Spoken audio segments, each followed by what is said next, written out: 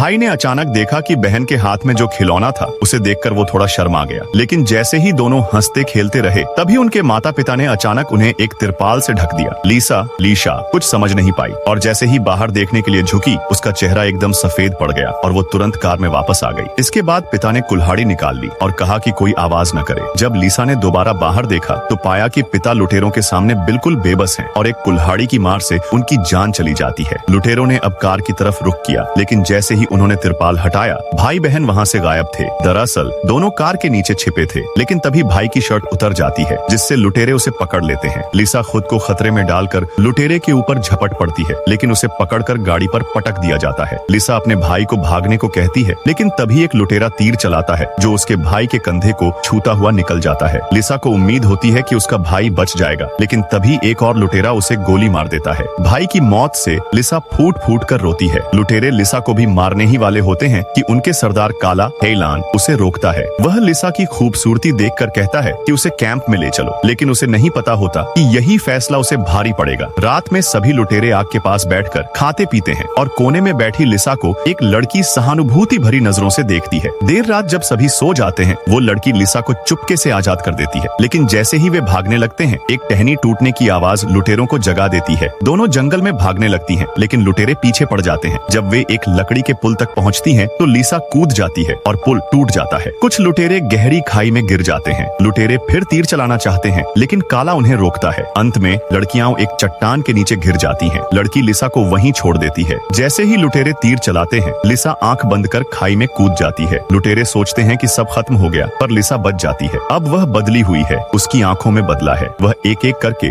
लुटेरों को फंसाती है और मार डालती है। आखिर में सिर्फ काला बचता है। जब उनका आमना सामना होता है लड़की माँ कहकर उसे रोकती है। वो पलटता है और लीसा उसी समय उसे मार देती है। अंत में लीसा और छोटी लड़की कैंप से बाहर निकलकर अपनी आजादी की राह पर चल पड़ती हैं।